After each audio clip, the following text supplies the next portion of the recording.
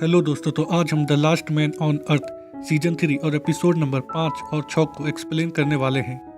रात में ही ये लोग उस लाइट की तरफ जाने लगते हैं। यह लाइट एक बिल्डिंग से आ रही थी जिसे देखकर सब लोग चौंक जाते हैं और इन्हें समझ में नहीं आता कि इतने सालों बाद भी इस बिल्डिंग में लाइट कहाँ से आ रही है। और जब ये लोग इस बिल्डिंग के अंदर जाते हैं तो अंदर इन्हें air condition, lift, auto flash toilet और भी बहुत सी चीज़ें देखने को मिलती है जो कि काम कर रही थी। टॉयलेट देखकर कैरोल बहुत ही खुश होती है, जिसे दिखाने के लिए वह सबको बुलाती है। यह बिल्डिंग 5 स्टार होटल की तरह था जहां इन्हें सारी सुविधाएं मिल रही थी। इतने सालों बाद भी यह बिल्डिंग इन्हें बहुत ही पसंद आता है, इसीलिए ये लोग यहीं पर रुकने का फैसला करते हैं। अगले दिन जब इन लोगों की नींद खुलती है तो इन्हें किसी के चिल्लाने की आवाज़ आती है और जब ये लोग वहां पर जाकर देखते हैं तो यह कोई और नहीं बल्कि हमारा टैंडी होता है, जो कि बच्चों वाली कार चला रहा था। यह जगह उसे बहुत ही पसंद आता है। इस बिल्डिंग में टोटल 5 फ्लोर था। टैंडी सबको बोलता है कि क्यों ना हम सब एक एक फ्लोर ले ले। टैंडी की बात से सब लोग सहमत होते हैं। टैंडी अपने लिए और कैरोल के लिए पहला फ्लोर लेता है। एरिका सेकंड फ्लोर को चुनती है। लुइस तीसरा फ्लोर लेता है और गैल चौथा फ्लोर को चुनती है। थॉड गैल के साथ ही रहना चाहता था, इसीलिए वह भी चौथा फ्लोर लेता है।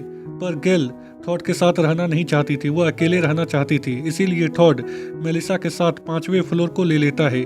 और जब गैल, थॉड, एरिका, टैंडी सब लोग मजे कर रहे थे तभी पूरी बिल्डिंग की लाइट चली जाती है, जिसकी वजह से पूरी की पूरी बिल्डिंग में अंधेरा छा जाता है और ना चाहते हुए भी इन्हें मोमबत्ती का उपयोग करना पड़ता है।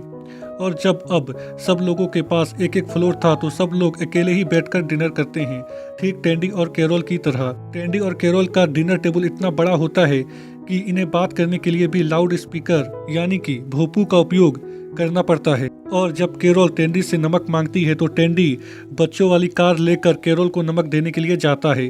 अगले दिन टैंडी लाइट को ठीक करने के लिए जाता है, पर उसे वहां पर बहुत सारा तार और बहुत सारा स्विच दिखाई देता है और उसे कुछ समझ में नहीं आता, इसीलिए वह सारे स्विच को ऑन ऑफ करने लगता है। दूसरी तरफ थॉट फायर अलार्म के पास आग लगाकर उसके पानी से नहाता है। तभी वहां पर गैल आती है जो कि थॉट के साथ ब्रेकअप कर लेती है और कहती है कि मैं तुम्हारे साथ रहना नहीं चाहती हूँ, मैं अकेले रहना चाहती हूँ और तुम्हारी ज़रूरत मेलिसा को ज़्यादा है। थॉट उसे कुछ कह पाता इससे पहले ही गैल वहाँ से चली जाती है। तभी अचानक पूरे बिल्डिंग की लाइट आ जाती है और यह सब हमारे टैंडी की वजह से होता है। और जब थॉट अकेला बैठा हुआ होता है तभी वहाँ पर टैंडी आता है। थॉट टैंडी को बताता है कि गैल ने उसके साथ ब्रेकअप कर लिया। टैंडी उसे कुछ कहता उससे पहले ही कैरोल के चिल्लाने की आवाज़ आती है, तो टैंडी, थॉट और बाकी सब लोग दौड़कर कैरोल के पास जाते हैं तो देखते हैं कि ऊपर का सीलिंग नीचे गिर गया है। एरिका बोलती है कि हमने जैसा सोचा था यह घर वैसा नहीं है। टैंडी सबको ओवर रिएक्ट करने से मना करता है और जब सब लोग यहाँ से जाने लगते हैं तभी टैंडी की नज़र सीलिंग की रस्सी में पड़ती है और उसे लगता है कि इस रस्सी को किसी ने काटा है। और जब वह उस जगह की तलाशी लेता है तो उसे वहाँ पर एक कटर मिलता है।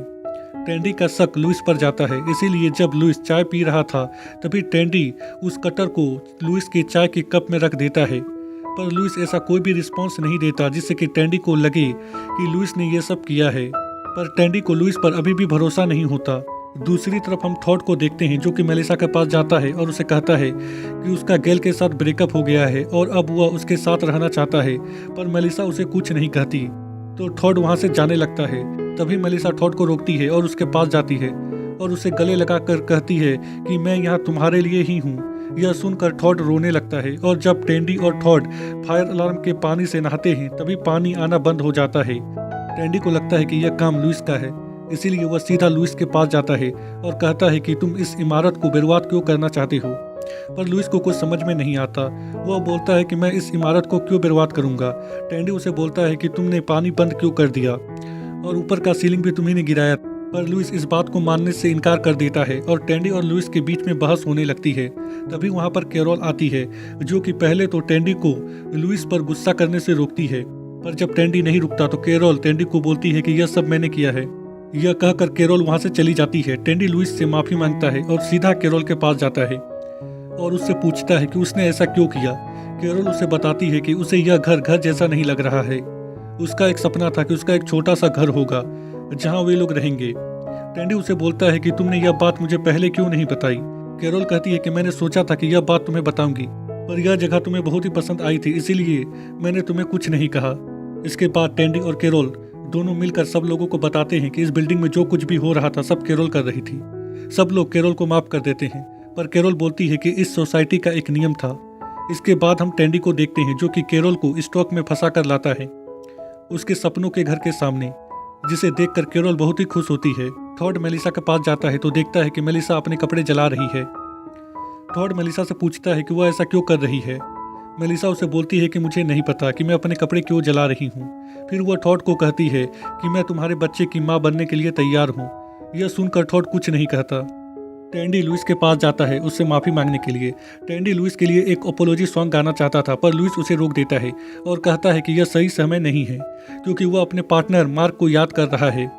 आज लुइस और उसके पार्टनर मार्क की एनिवर्सरी होता है जिससे कि लुइस प्यार करता था। टैंडी लुइस और उसके पार्टनर मार्क के लिए गाना गाता है। लुइस टैंडी को गाने के लिए थैंक यू बोलता है और बताता है कि मार्क लास्ट टाइम सिएटल से बिजनेस ट्रिप में टोक्यो गया था। उसके बाद वह यहाँ पर कभी भी वापस नहीं आया। यह कहकर लुइस वहाँ से चला जाता है। कैरोल चाहती थी कि गैल उसके बच्चे की दादी माँ बने, पर गैल उसे यह कहकर मना कर देती है कि उसकी उम्र इतनी भी नहीं है कि वह उसके बच्चे की दादी माँ बनेगी। टैंडी लुइस के कमरे में जाता है जहां उसे मार्क की तस्वीर देखने को मिलती है।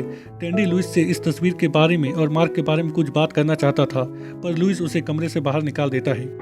पर हमारा टैंडी लुइस से बात करे बिना कहाँ मानता, इसीलिए वह बार बार लुइस के कमरे में जाता है। पर जब लुइस टैंडी से बात नहीं करता तो टैंडी लुइस को टीजर गन से बिजली का झटका देकर बेहोश कर देता है और पुलिस की गाड़ी में बिठाकर सिएटल जाने के लिए निकल पड़ता है। रास्ते में लुइस टैंडी को कहता है कि हमें सिएटल जाकर क्या मिलेगा, मार्क तो मर गया है। टैंडी कहता है कि मुझे भी पहले ऐसा ही लगता था कि मेरा भाई मर गया है, पर वह वापस आया। दूसरी तरफ हम कैरोल को देखते हैं जो कि अपनी बनाई गई पेंटिंग गैल को दिखाने के लिए उसके पास जाती है ताकि गैल उसके बच्चे की दादी माँ बनने के लिए तैयार हो जाए, और होता भी ऐसा ही है। गैल कैरोल से तंग आकर उसके बच्चे की दादी माँ बनने के लिए तैयार हो जाती है। और जब टैंडी और लुइस सिएटल पहुंचते हैं तभी लुइस टैंडी को गाड़ी रोकने को कहता है और बोलता है कि यही मार्क का घर है जहां हम साथ रहते थे। टैंडी चाहता था कि लुइस मार्क के लिए एक चिट्ठी यानी कि नोट छोड़े ताकि अगर मार्क जिंदा हो तो वह लुइस को ढूंढ सके, पर लुइस टैंडी को मना कर देता है और कहता है कि मार्क मर गया है। और जब लुइस उस घर के अंदर जाता है तो वह मार्क और अपनी तस्वीर देखकर रोने लगता है। तभी टैंडी उस घर के अंदर जाता है। लुइस को लगता है कि यह मार्क है, पर ऐसा नहीं होता। लुइस टैंडी को घर से बाहर निकाल देता है। कैरोल गैल के पास जाती है कुछ पेपर लेकर। वह चाहती थी कि गैल इस पेपर पर सिग्नेचर कर दे। यह पेपर कैरोल को गोद लेने का था।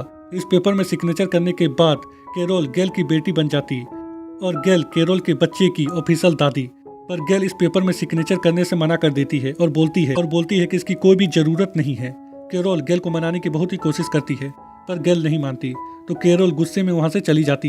रात में टैंडी और लुइस साथ में डिनर करते हैं। टॉड जब अपने कमरे में जाता है तो मेलिसा टॉड के साथ इंटीमेट होना चाहती थी, पर टॉड उसे रोक देता है और कहता है कि तुम अभी ठीक नहीं हो। मेलिसा गुस्से में वहां से चली जाती है और एक दीवार में खोल होता है उसके अंदर जाकर छुप जाती है। दरअसल जब से मेलिसा ने उस आदमी को गोली मारा था तब से मेलिसा की दिमागी हालत थोड़ा ठीक नहीं है और टॉड मेलिसा की देखभाल करता है और वह नहीं चाहता था कि मेलिसा इस हालत में माँ बने। अगले दिन हम टैंडी और लुइस को देखते हैं जो कि वहां से जाने के लिए निकलते हैं। रास्ते में लुइस टैंडी को बताता है कि उसने मार्क के लिए एक नोट यानी कि चिट्ठी छोड़ा है और कहता है कि शायद मार्क भी जिंदा हो तुम्हारे भाई जैसा। यह सुनकर टैंडी अपनी गाड़ी टूसान की ओर मोड़ देता है अपने भाई के पास जाने के लिए। गैल कैरोल के पास जाती है उससे माफी मांगने के लिए, पर कैरोल गैल की बात पर ध्यान नहीं देती।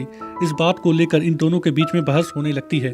तभी गैल कैरोल को बताती है कि उसका एक बेटा था जो कि मर गया और यही वजह था कि गैल अब किसी को गोद लेना नहीं चाहती थी और किसी की माँ बनना नहीं चाहती थी।